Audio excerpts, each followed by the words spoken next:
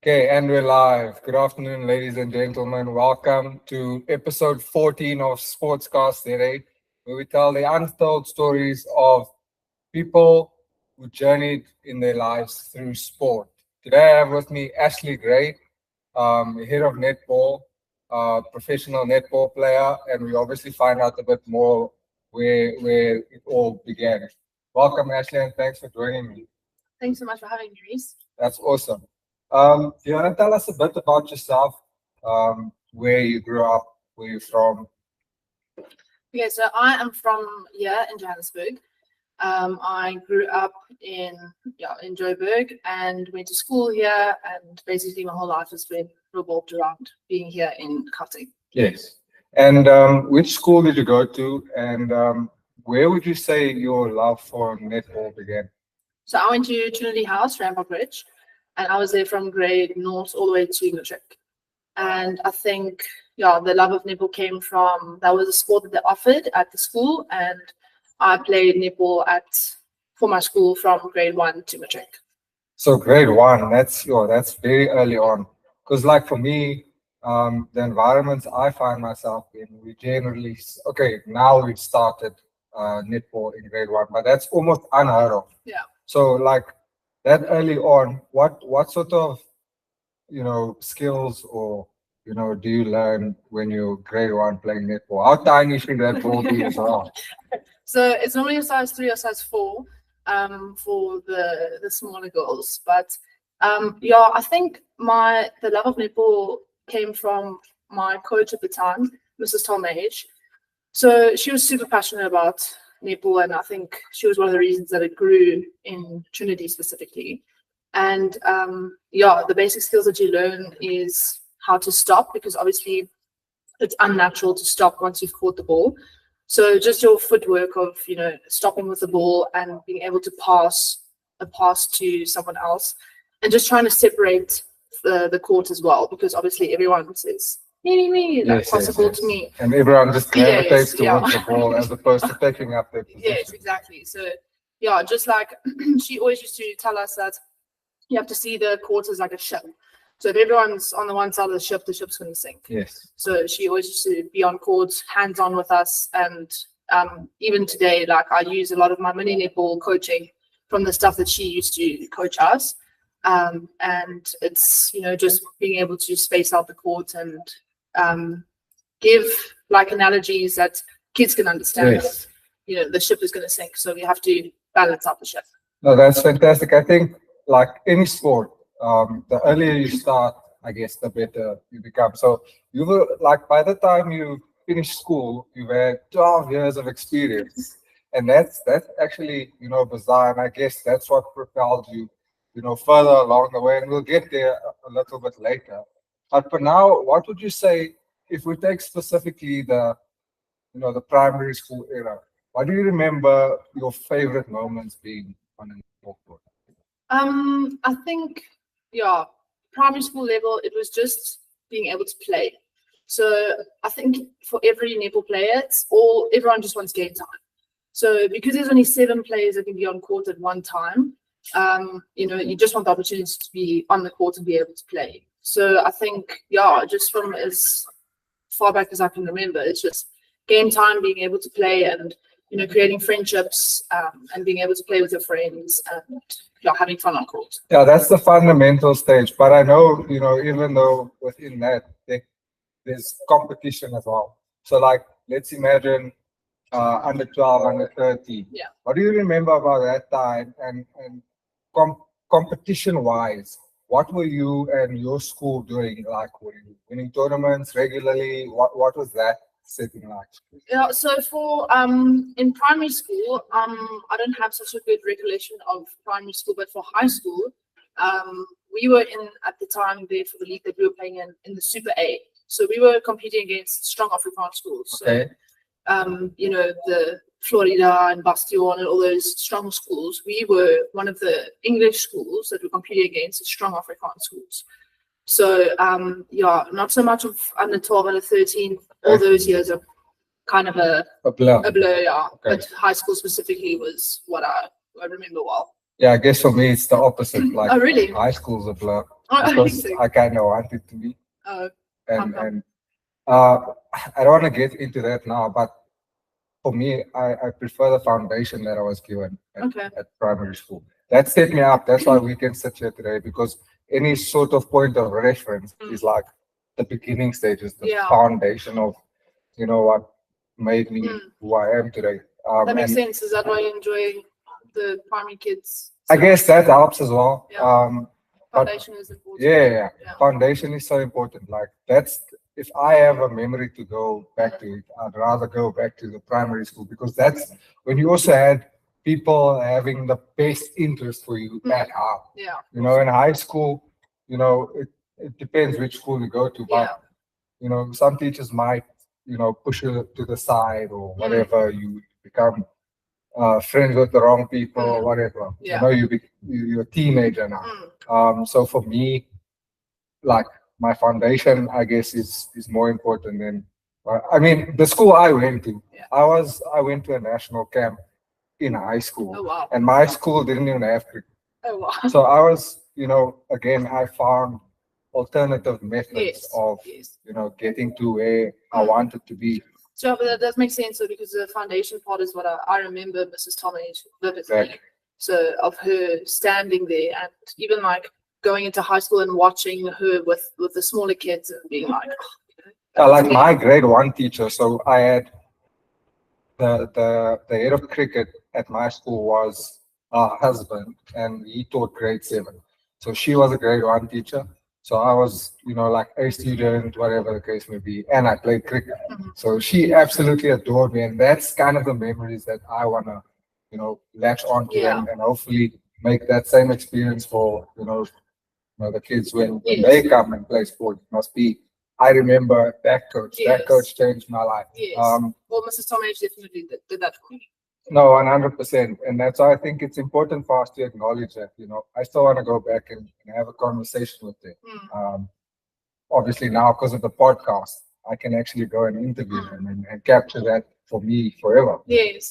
So that's the idea there. And then, like, obviously now you get to grade, let's say, or when rather did you see a shift and a potential to play the sport professionally? Where did that happen for you? I think in grade 10 we went to Camp Discovery, and so Coach Jenny, who's the current Protea coach at the moment, she ran the whole TICS program. So she runs Camp Discovery, and then and there I was like, that's where I want to go. I want to go and play netball for TICS. And I didn't even know what I wanted to study. I just knew I wanted to play netball for TICS, and I wanted to go and be coached by Coach Jenny. Yes. So from grade 10, I made that decision. And then, going to university, I then went to TICS for 4 years. And, that's what I wanted to do, go play netball for TICS. Play netball, study, hopefully get a bursary, and just enjoy. I guess there's a difference between me going to study as an academic versus being a sports person studying. There's a fundamental difference, and I guess it's a bit more enjoyable because you have so much more to do. And I just want to jump quickly forward, since we're on that note, in terms of the education and the sport and work and life.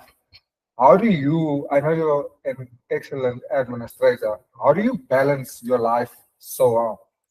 That's a good question. I have like a calendar, and I just make sure that everything is in my calendar at all times. So just structuring my day and my week and my month all at one time to make sure that everything fits. Obviously making sure that there's a balance, being able to see friends, family, sport, work, everything. I just make sure I make it work, but 24 hours in a day is sometimes not enough. It's not enough. I use my calendar, make sure everything fits in.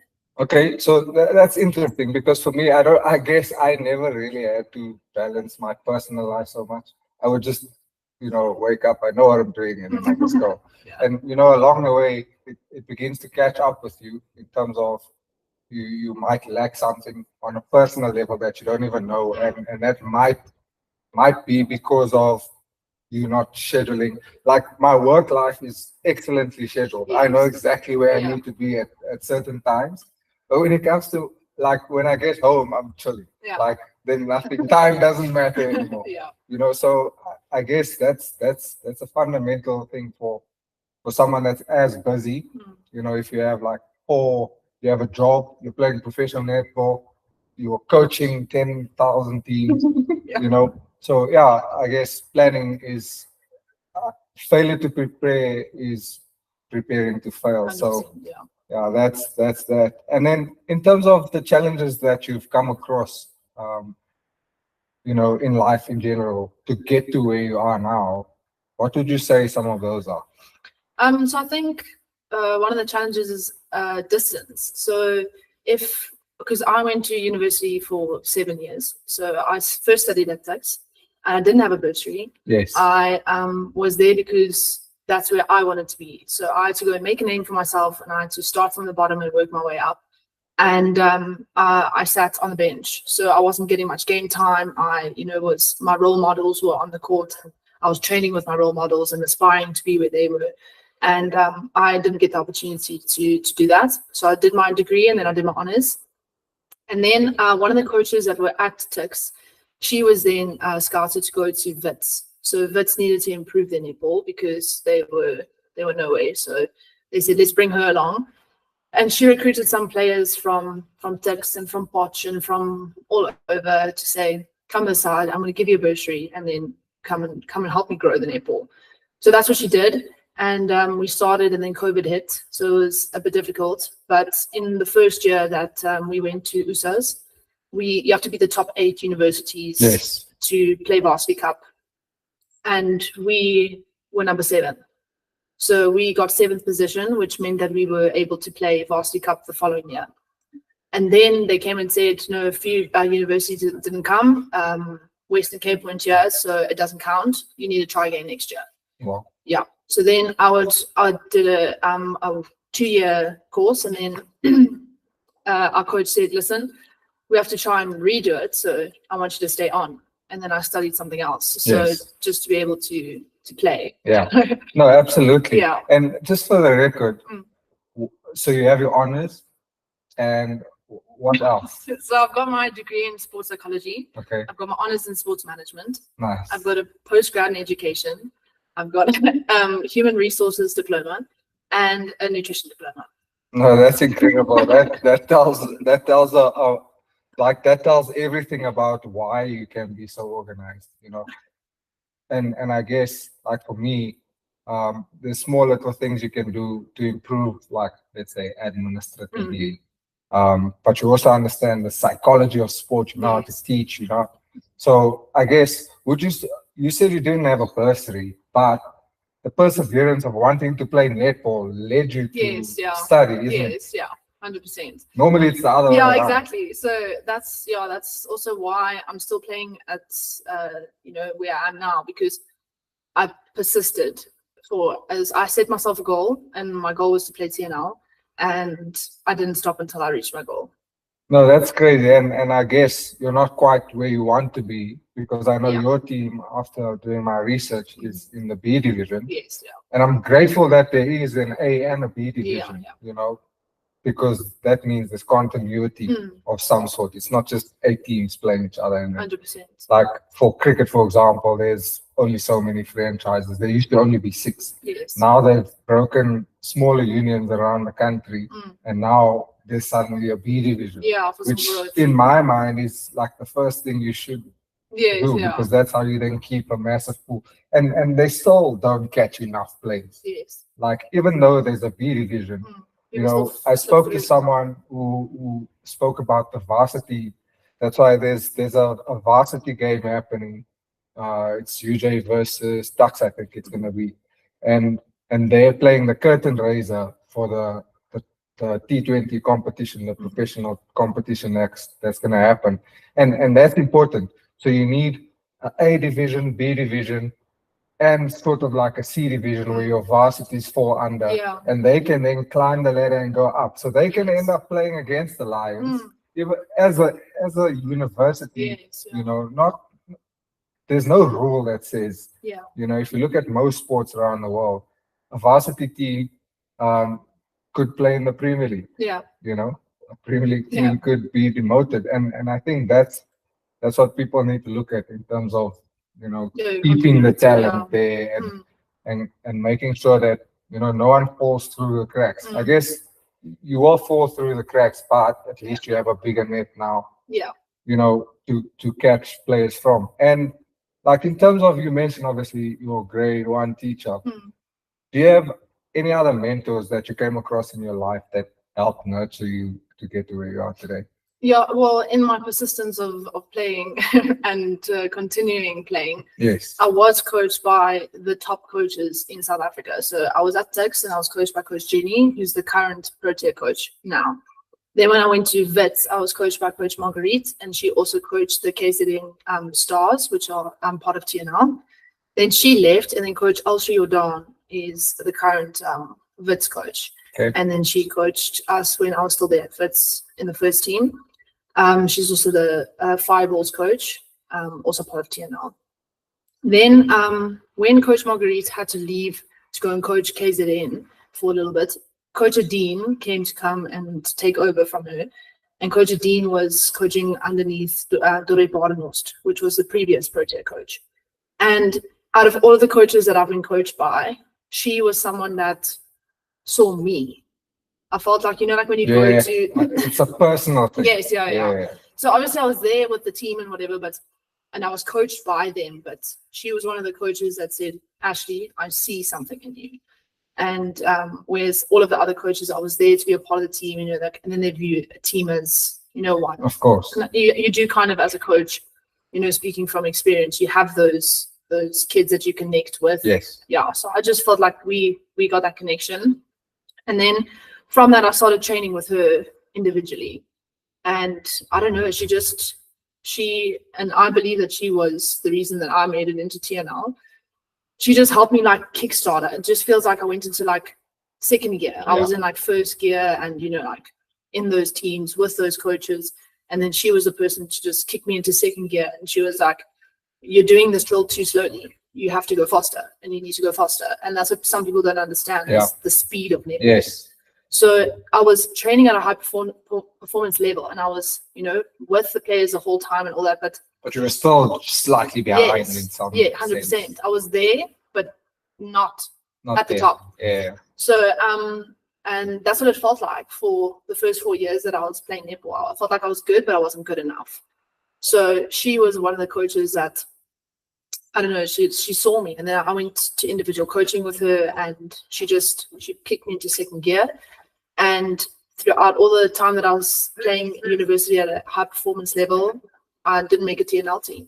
And then after going to Coach Dean, and she put that extra effort into me and gave me self-confidence and the motivation and the persistence of you can be good enough and you can achieve your dreams. And then that's the next year after we had spent time together, then it was the first time that I'd made the Limpopo Lilies. Yeah, that was actually going to be my next question, and I'm glad we segue nicely into the significant moment that propelled you to where you are now, into TNL. Yeah.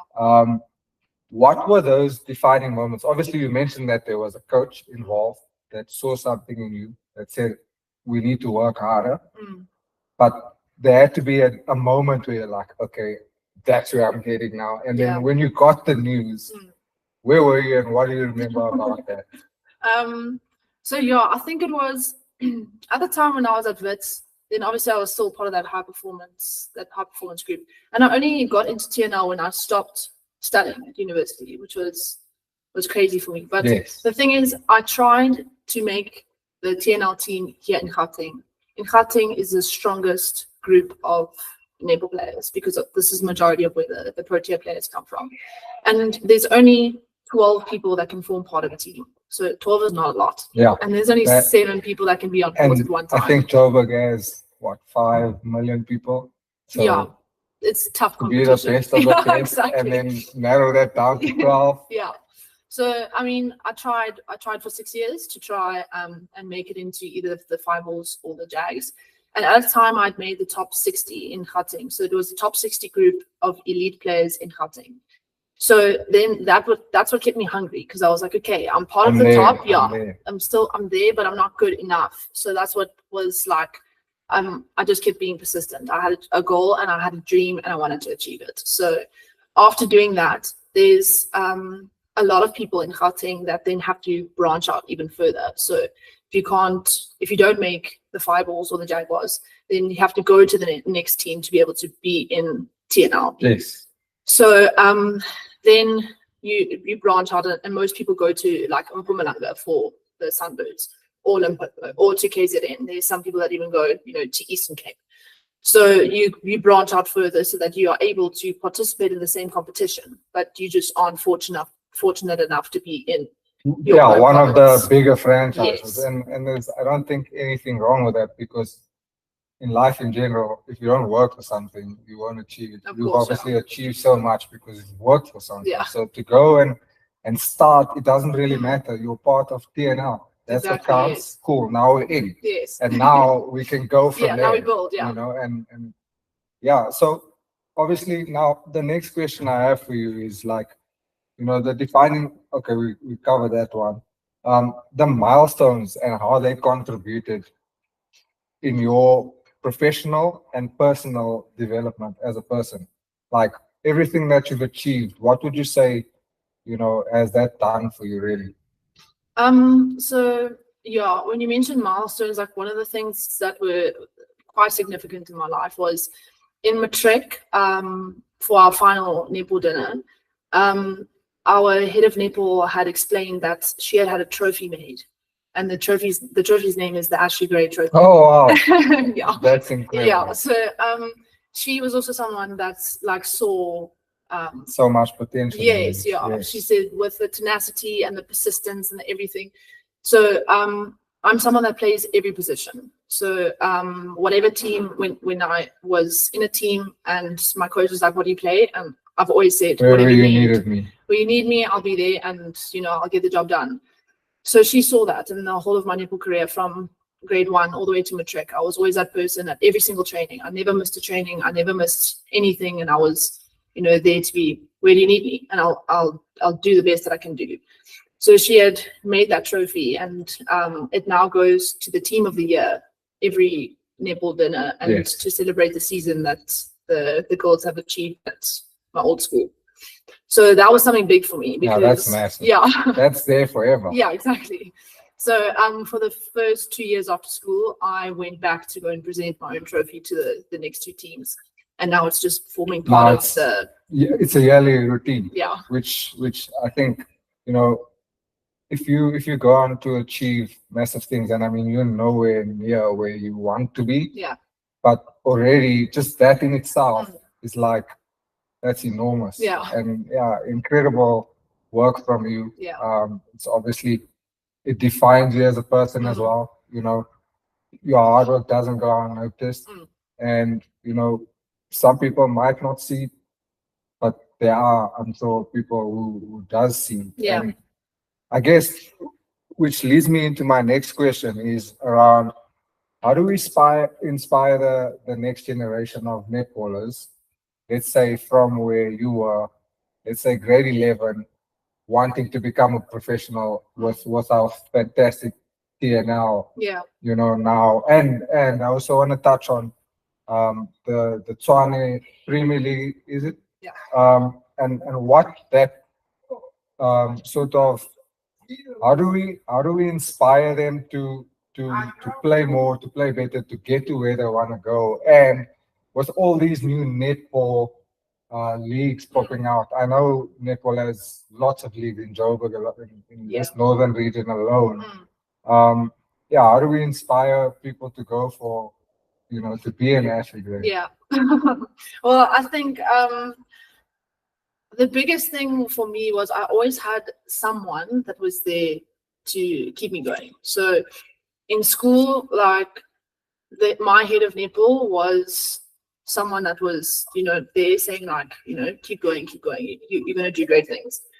But my mom and dad are my biggest cheerleaders. So for all of my TNL games, they have not missed one game, whether it was in Limpopo, whether it was here, whether it was wherever. They always make sure that they are at every single one of my games. And if they can't be there, they stream the game. So I think to be able to inspire someone, you have to have like a cheerleader. You have to have that one person that's like, let's go. So I think there were quite a few people that inspired me in my journey, because there was one of my friends that we had known from we went to went to another school for high school, but we were very good friends in grade 1. Yes. So Shantae and I both went to Tux, and I think we were each other's motivator there, because we were in Tux 2, but like training with Tux 1, so we were there, but we would motivate each other, you know, like we have to go to training, we have to do this. So she was like my cheerleader and I was hers. Yeah. So at Tux, you know, it was that. And then you build these friendships, and, you know, that are like now lifelong friendships that I've created. But you have to have that one person that, like for me, that inspired me. Mrs. Talmage inspired me when I was younger. You know, she was like, you're going to do great things. Then it was Mrs. Van Skolvik in high school, you know, who created the trophy. But along the whole way, my parents have supported me like the whole time and been my biggest cheerleaders. So I think it's either a coach or someone that's close to you that just keeps you going the whole time. So you need that one person that, oh, you know, I don't feel like going to training today, or I haven't made it where I want to make it, and it's been 4 or 5 years, and, you know, I don't want to do it anymore. But I think it comes from internal as well. You obviously have to have that fire, that drive, but someone that keeps telling you like, good job, well done, you know, keep going. So yeah, I think I missed out on the other half of the question. No, it was more about the leagues that are now like, I can speak on one league because I understand where it comes from, and TPL. Yes. Yeah. So it initially started as a cricket franchise. Yeah. It's massive. It's one of my favorite things. I know the guy personally who started it. I played when he was like phasing out his club cricket career. I was a junior and I would play against them, and so just to see what they've done for cricket in South Africa is enormous. Yeah. And just your experience, like, what was your experience like in terms of the TNL, and where do you see that going? So TNL's started to grow since 2 years ago. So the Lilies are only 2 years old. Okay. So they've the Jags and the Fireballs are from Gauteng. So basically for TNL, they're trying to have 2 teams per province, so that we end up with 9 and 9. Yes. So that is obviously more competition and more opportunity for people to make teams and things. And then obviously it should be a feeder. So it should be one team in the B division, one in the A, so that the B feeders can feed into the A and all those things. But Gauteng has 2 teams in A division because they are very strong. Yes. So I think they've now 2 years ago they introduced 2 teams, so one extra from Limpopo and one extra from the Free State. And then this year they did another one from Northwest. So I think the only one that's left is Mpumalanga. So they've only got 1 team there, and then I think next year they will introduce that one, so it's 9 and 9. But yeah, I think especially after the Netball World Cup, it was a massive injection of the increase in netball. Yeah. So there's now new leagues that are starting, and I think this is where this TPL league is coming from, because they tried to do it 2 years ago, and then they'd chosen the teams and everyone was excited, and then all of a sudden it just dissolved and we didn't hear about it again. So I'm really, really excited that this is now starting up, because TNL is the only strong competition that we have in the country. So to have now another league that can like feed into that league, then we have at least more game time, because I mean everyone's just hungry for game time. No, absolutely. And like I recently seen like netball also get a massive injection in terms of money, and that's sport, you need money. Yeah. So I'm very grateful for that, because it's only now. You've always watched on TV, on DSTV, the Australian netball league. That's what I see on TV. And now it's good to see that we have our own leagues being televised, and now we have feeder systems as well. Yeah. It doesn't help us only having 8 teams, as I said before, because then in the whole country of 60-odd million, it's 12 people. There's only get a chance. Exactly. Yeah. So it's always nice to expand, and I hope that works out in the end. Yeah. What would you say are the most what advice would you give? No, sorry. what are the most important training routines like that you would say you use to help you get better? Maybe you can teach us what your coach had taught you and what it was you were working on. Yeah, so I think a big misconception about netball is that people don't actually understand how fast it is. So on TV, it doesn't look that fast, but in real life, it's quick. I mean, you have 3 seconds to have the ball in your hand, so it's quick and fast and decision making and all these things. So yeah, it's more about speed. So there's like this app, it's called Tabata. Yes. And you can like listen to some music, and I think you just have to get your speed work in, because so high intensity training all the time. All the time. It's just high intensity the whole time. It can't just be slow. Or No. Maybe strength, of course. Yeah. Strength could be slower, but other than that, it's go. How fast can my feet move? Yes, exactly. Being agile. 100%. So how high can I jump? How fast can my feet move? How quickly can I get from here to intercept that ball? Or how fast can I get away from my opponent? Or everything is just about being quick. So that Tabata app was quite cool, and that's something that I use by myself as well, so that you can increase your speed. So it's like 30 seconds on, 20 seconds off, the whole time until you get to like half an hour. So basically everything that you do should be adding up to the amount of time that you are on court, so that you can push yourself, because you have to be extremely fit to be playing netball. I mean, even the umpires have to do yo-yo and meet the criteria of 15 on the yo-yo, because you have to keep up with netball players, up and down the court the whole time. So yeah, everything just has to be intense the whole time. And you can feel it, like if there's someone in your team that's like, not really keen to run that fast. Not up to standard. Yes. And it drops like the whole, for example, if you're doing warm-up or whatever, and you're doing like a warm-up in a group and someone's energy is low, then it brings the whole drill down low. But there's that one person that has to say, like, come, let's go, so that you can bring everyone's energy up, that you can obviously warm up how you're going to play. Yeah, so that's something that I also saw. We actually had training camp this past weekend, so it was something that's quite fresh in my mind. It was, we were moving slowly, and it was like quite flat. And then as soon as our coach came and said, hey, you need to pick up, it needs to be faster, it's just too slow. Yes. Everyone then immediately raises that intensity. So netball the whole time is just intense all the time. And if it's not intense, then it becomes sloppy, because then if it's a slow pass, then it's intercepted. Yeah. If it's a slow run, the opposition's going to be fast and exactly. slow. So exactly. It's not going to work out so nice. Yeah. So anything that you do slow on court, then you're behind.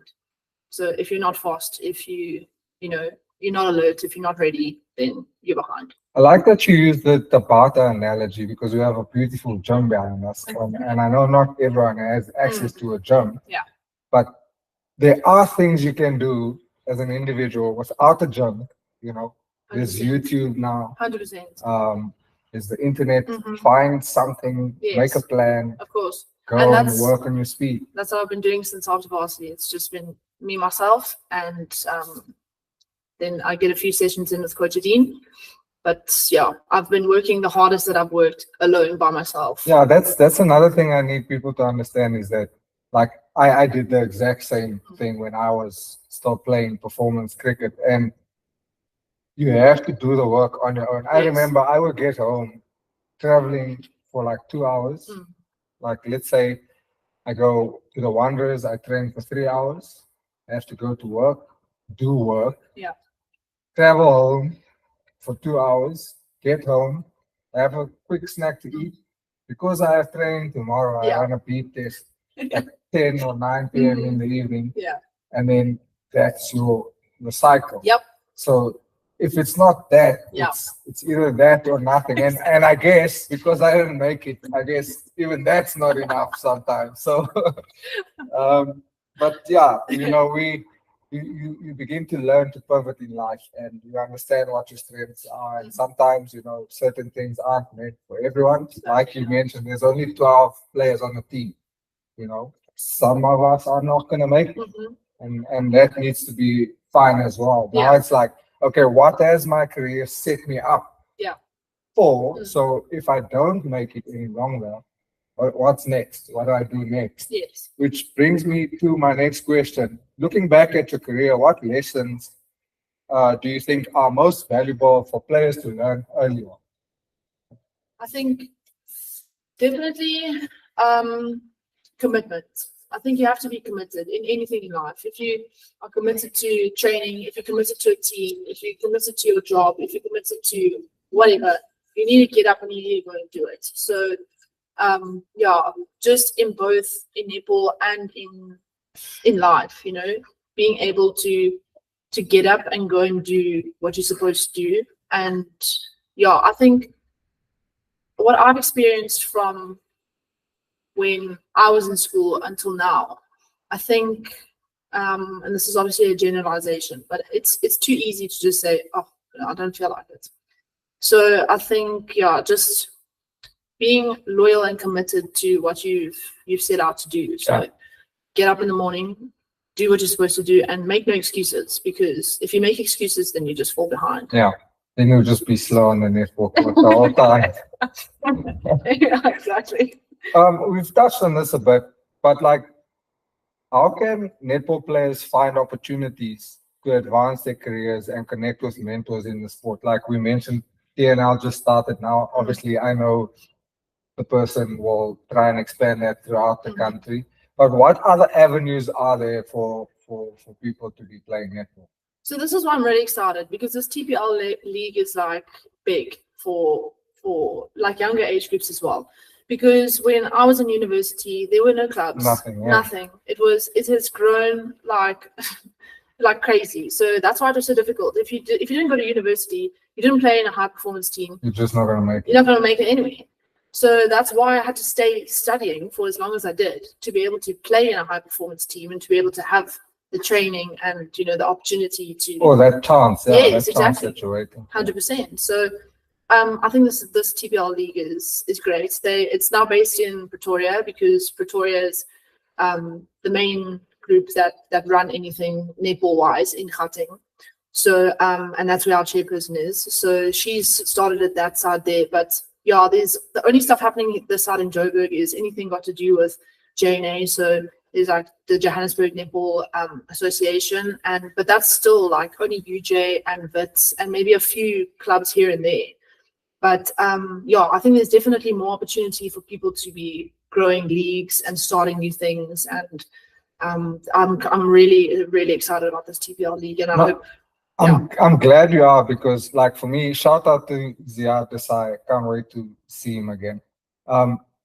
If you understand what he's done for cricket, I can assure you, like, it doesn't matter which. Do you know we have the National Premier League for the Joburg section, or Gauteng rather.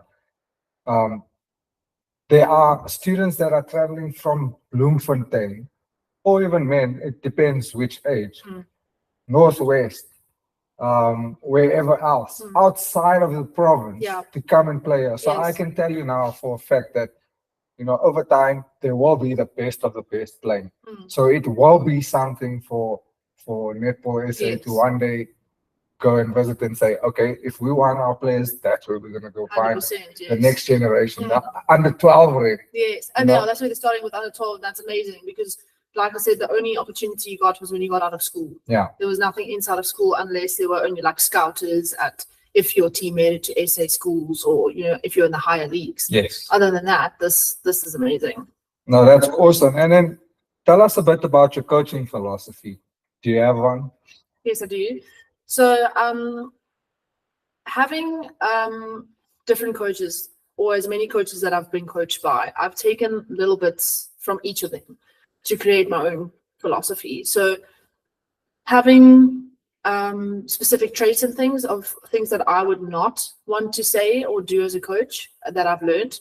So having a few coaches that were, you know, like too harsh with me, or where they said something where like dropped my self-esteem, just to focus on being very careful about what you say to athletes, because it shapes your whole life. Oh, you're planting a seed. Exactly. So I think I've taken little bits from coaches of what I would want to be seen as and what I don't want to be seen as, or or how I want to coach. So Lindy Lombard, who was one of my good friends, and we played together, and she also coached me, she explained it really well. And it's, you have a toolbox, and all these coaches give you the different tools to put into your toolbox. So she went through the same thing where she had lots of coaches that had coached her, and she said, depending on what your coach wants from you, that's the tool you take out of your toolbox to use at the time. That's a great analogy. Yes. So once she said that, she told me that once, and it stuck with me for forever. And I agree with that, because having the opportunity or being fortunate enough to be coached by all these different coaches, at different times you need to be able to take out different tools, because different coaches want different things from you. So my coaching philosophy is then pulling on those things that I've been coached from other coaches through me to be able to coach kids by pulling those different tools for different situations, and then hoping that they learn one or two things, because there's kids like pull on things of, coach Reese said this, Coach Reese said I must do it like this. Yeah, that's all they're gonna remember. Yes, and that's like, just remember what Coach Reese said. Yeah. So it doesn't matter if I said it 6 times, but Coach Reese told them before. So that's the tool that they're going to use. Yes. So just being able to be that coach where they say, Coach Ash told me to do this, and it's working. So No, that's fantastic. And then before we go on to that question, just want us to touch on, or before I go there, I just want to send a shout out quickly to our sponsor, Coop Active. Coop Active is an activewear brand grown over 140 locations in less than a year. Home to SA's #1 grip sock. We specialize in activewear with skins-based layers available in 14 colors for any individual or team. Proud sponsors of the DP World Lions, both men and women's. Stockists include Cape Union Mark, as well as 90% of the country's paddle courts. Professional footballer Rowan van Vieren and business mogul Jason Cooperitz have teamed up to bring the best activewear to South Africa. So if you use the coupon SportsCastZA10, you get a 10% discount off your first purchase on the Coop Active website. Awesome. So last year, I remember us speaking so much about, our school netball team that we work for, being #3 in the country. I think didn't we end up second, or? Yeah, we were second at a stage. Second and third, fluctuating there. Yeah. But that in itself is a massive achievement for the amount of students we have at school. Yes, do you want to talk about that and what that experience was like? Because that's massive. That's very close to being #1 in the country for sport. And we all know, if you're really into sport, we all know how important that is. So that was awesome. So we don't really know where exactly we ended up, because we, being a private school and we're a 3-term school, our leagues run very differently to the Gauteng schools leagues. So that's something that we are looking at getting into, so that we can compete with those schools. Yes. So we have the stigma of being a private English school, and the stereotype is that the Afrikaans schools are the strong schools, and what do the English schools, they just have their own league and all that. So it was very, very exciting to have been the first year that I'd started and achieved that. Yes. And also, actually last week Friday, there was a sports awards for the Gauteng schools, and we were nominated for the 2nd year in a row to be the top netball school in Gauteng. Oh, wow. And there's only 6 to 8 schools that get nominated to be in that category. So that was also really, really cool. And that's incredible. Thank you. Yeah, so it's been awesome being able to start somewhere and see the development, because before we were #2, there was a stage the year before, I think we were 88. Yes. So that's a massive jump in a space of a year. Yes. And I think it's just become now super hungry, that's we played against the school that was number 1 at the time when we were number 2, and we only lost to them by 6 points. And we had an injury and someone had to come off. It was not even a case of, we competed at that And that's level. really a first. It's not like you had the experience Yes. to go up against that school and know how to beat them Exactly. the next time. Exactly. Because it's literally like, oh, we're here now, Yes. and suddenly we need to make it work. Yeah, so I think, it's just been really exciting. I mean, it's only been 2 years now. This is just the start of it, to be able to have something to start with and be able to grow with it. Yes. Yeah. Yeah, also to start on a nice high level and then maintain the standard, Yeah. going forward, which you obviously normally do, because if you listen to the beginning of the interview, that's exactly where we started. We've worked so hard, so you know how to maintain the work rate and the effort and the persistence, and so I know that's gonna happen. And then in terms of your personal, like your feeling in terms of where you want to go with netball, do you still see yourself aspiring to achieve more? Or what's in the, let's say, short and long-term vision for you in terms of your netball career?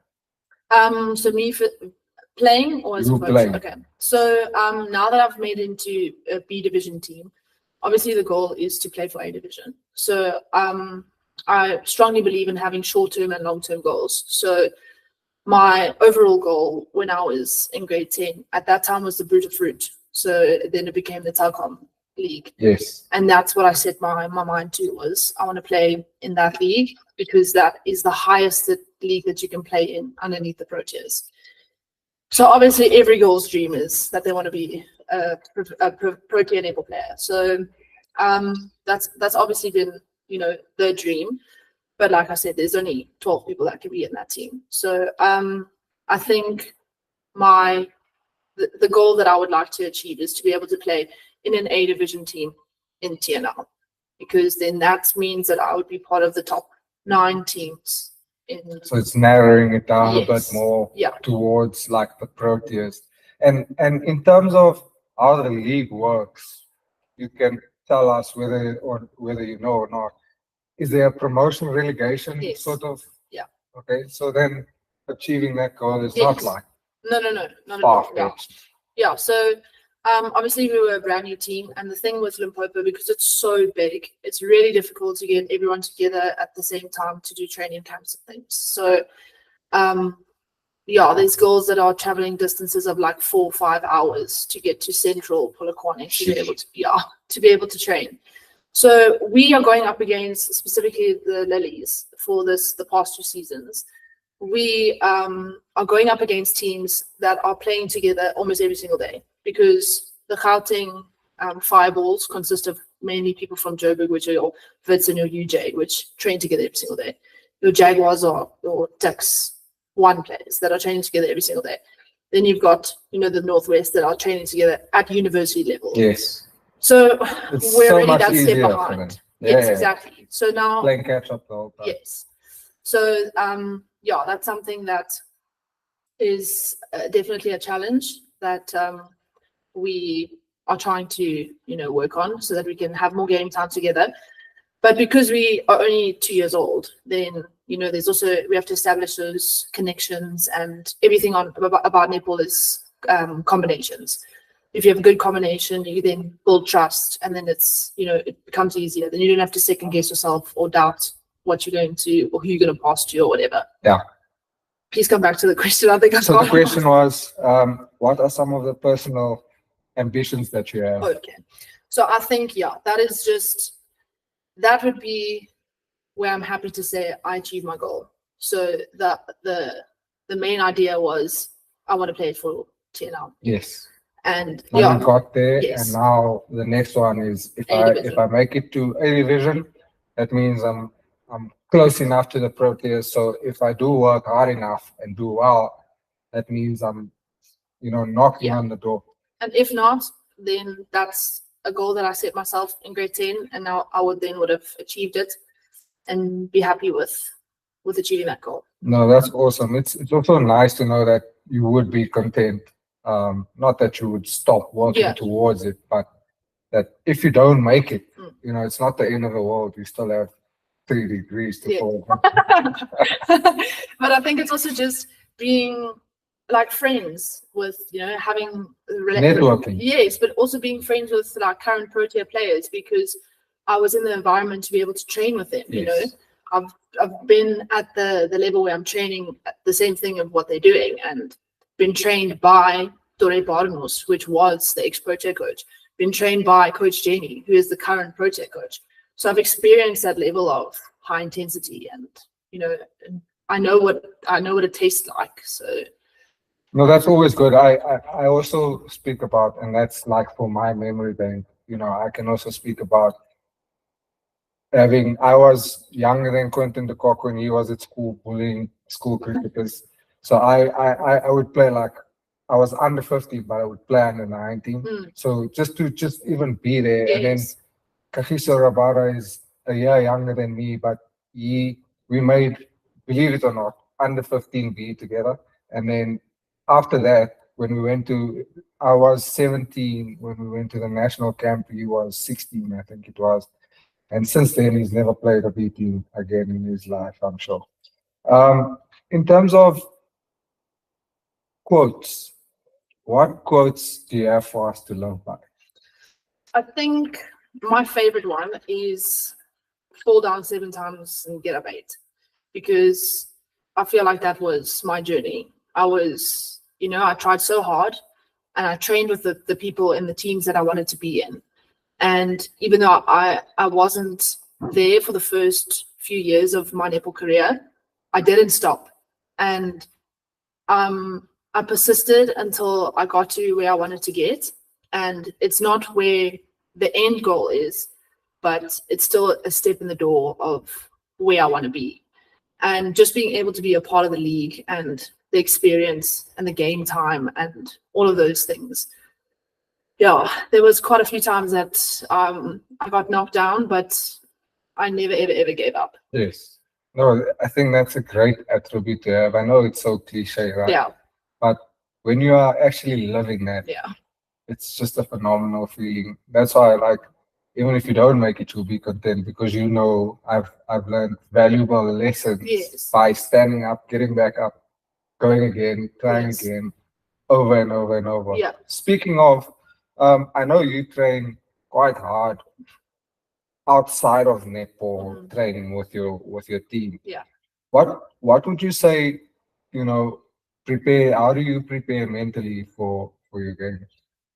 So what we normally do for any of our games is we watch, so whoever we're going to be playing against, we watch our opponents. Analysis. Yes. So a lot of video analysis, and just speaking about also like imagery, and this is where I enjoy the fact that I did sports psychology, so that I can, you know, if there's obstacles or things, then I can refer back to when I was studying. It's like a memory bank. Yeah.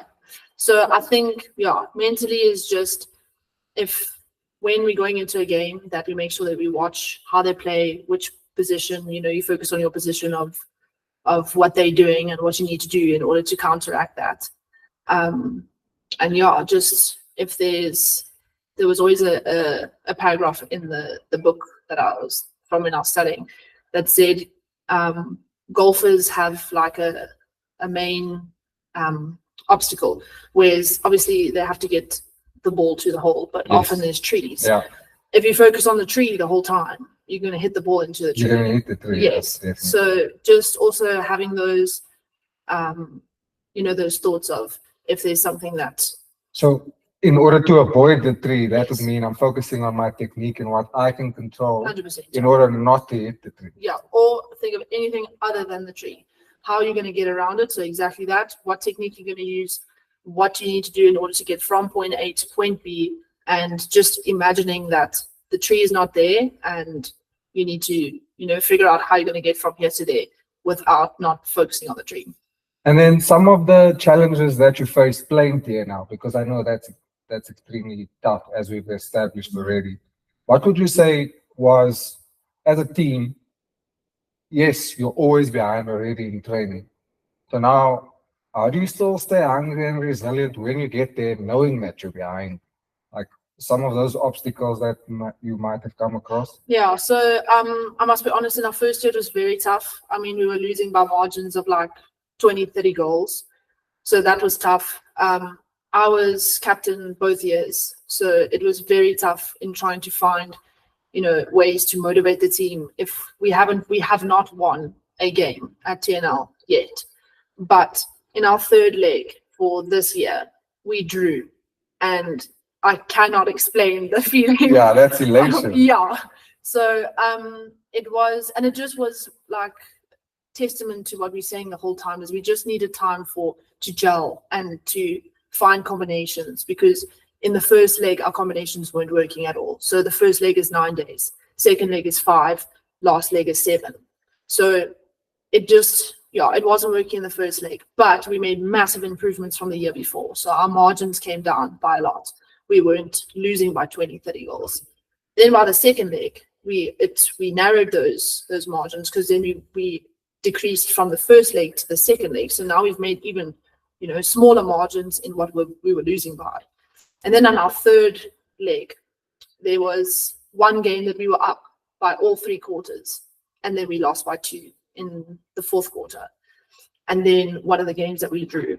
So I think it was, it was an amazing feeling, but it's really tough. It's super challenging to be the team. And I mean, even the commentators said before one of our one games, because the captain has to go and do the interview. Yes. And she said to me, being captain, starting on the bench, being at the bottom of the log, how does that make you feel? So like mentally and physically and everything, it's a massive experience, and massive growing and learning experience as well, of being the underdogs. Yeah. And that must be super tough, because but again, there's sport showing us that if you work enough on something over a long enough period of time and you're committed to it and you have the passion, yes, you guys ended up with the draw. Yeah. Next time it's going to be the win, because that's just how it goes. Yeah. Because now you have memorized your patterns better, as a unit. So I just hope you guys grow from strength to strength. I can't wait for next year.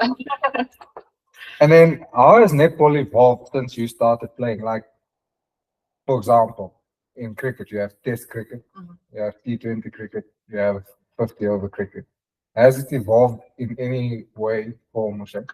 So just with the differences, there's Fast 5, where you only have 5 players on court. Then there's 6s, which is only played indoor, but it's still part of netball. And then you have 7s, which is normal netball. Yes. So it has evolved quite a lot since I've been playing. So much so that the rules have even evolved. So there was rule changes in the beginning of this year, just to help the speed and the flow of the game, and some things where it was like a little bit touch and go depending on the umpire's decision. So for example, one of the rules was if time was up and you took the shot, then if the whistle blew, then that's it, doesn't count. Yeah, it doesn't count. So now the new rule is that once you take the shot and if the ball has left your hand before the whistle is blown and it goes in, it'll count. So things, it's definitely evolved massively. No, that's fantastic. A few more things. How do you see the future of netball, both locally and internationally? For us, nationally, what do you see our team achieving? Like, just your opinion. Yeah. And obviously, we've already established, there's Fast Fives, there's now TNL, there's is it TPL? How do you see us? What's the future for us? So I think that with having the World Cup here in Cape Town, it's spiked interest in I think a lot of people. So I think locally it's going to grow quite a bit, especially now with TPL. So I think there's now just an interest. I feel like a lot of people didn't really know about netball before the World Cup came here. And now there's an interest because now it's on TV more, and the president, Cecilia Molokwane, always used to tell us that we had to fight to be on TV. You know, Yes. like we had to fight. I mean, like netball's not an Olympic sport. Yes. So that's also something. That's another thing that's probably in the pipeline. Exactly, yeah. They said maybe in Brisbane in 2032 because Australia is very strong in netball. So they'll probably. Very likely. Yeah. But things like that, I mean, like it's not even an Olympic sport. So people are like, oh, what's netball? So I think, definitely locally going to grow quite a bit with TNL expanding, TPL expanding, and all these things that are feeding into that. And nationally as well, because now we have Coach Jenny as the new Protea coach, and she's phenomenal. So I'm so excited to see what they're going to achieve with having a new coach and new management and a new injection of, energy and all of these things that are going to hopefully push them into top 3. No, that's incredible because, like you said, netball a few years ago, unheard of. Really, it's not your flagship sport. Yeah. But I've seen how it's grown. I've watched the Netball World Cup. I've now understood TNL. Yeah. I've seen literally on Friday they launched the TPL, and the more competition, the better the players will be. Yes. So when we go and compete against Australia, we're not just getting bullied all the time. 100%. West Indies or whatever the case may be, whoever we play. But lastly, Ash, what would you like to be remembered as?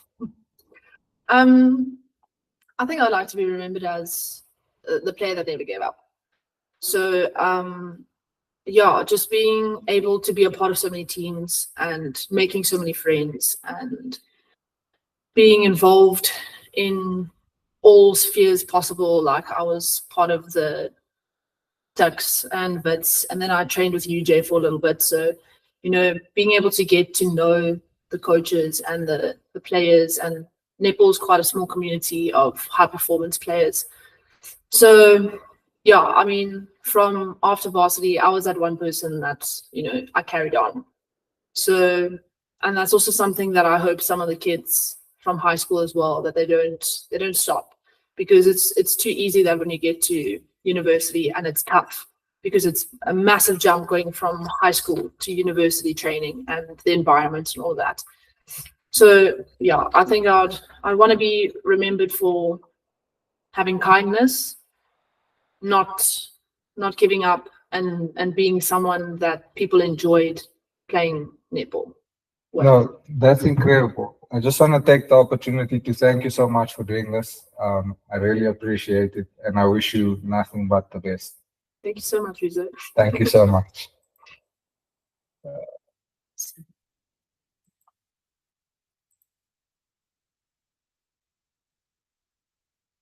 Okay, we should be offline now. How long was that?